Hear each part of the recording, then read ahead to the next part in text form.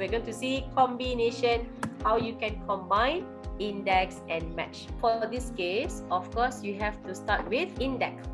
So what is the first argument for index function? Array. And for this example, we're going to use two-dimension array. Yeah, two-dimension array. So for index, you are going to select from the first record until the last record. And because we are going to copy formula, we have to make sure that the row reference doesn't change. So you can change to absolute reference. The tricky part is to get the row number and to get the column number. So this time around, we're not going to type the number manually. We are going to use match function. So argument number 2 for index is row number. And for row number, need to combine with match function. Okay, match function. So try to recall back how many argument for match function.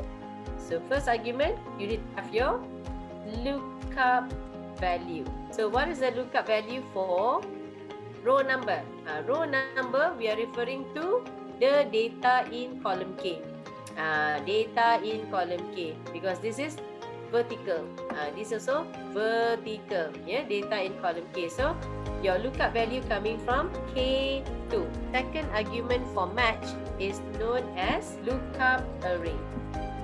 So remember, for lookup array, you select the data within its own column. So for this case, only select the data from column A. And the last argument for match is match type. Okay, match type. So for match type, for this example, we are looking for exactly.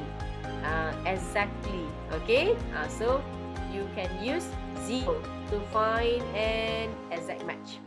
So what I want all of you to do is create the formula over here to find the row number for the first data. Okay, row lookup value. Lookup value coming from K2. Lookup array start from A2 all the way down until A101. And because we are going to copy formula, so change to an absolute reference. And the last argument obviously is going to be the same lah. It's going to be the same.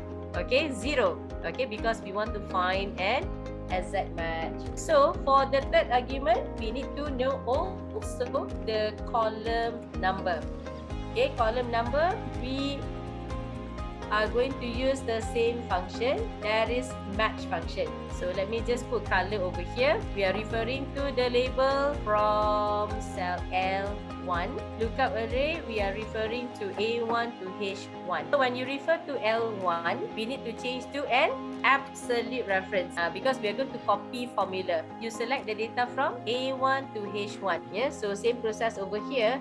Row 1, we want to refer to row 1 for all the references. Yeah, so change to absolute reference. Alright, and the last argument is 0. So that is the complete formula. Let me press enter and copy formula, and done. We are going to set up a drop down list. Remember the first step? The first step, you highlight the data range and then go to data ribbon. Look for this button called data validation. And once this dialog box open, look at settings. Make sure you select allow list and then highlight your source data. And once completed, you can click OK button. So what happened? After you click OK, you are able to see a drop down button. Drop down button. So you can change to any other date and the result also will change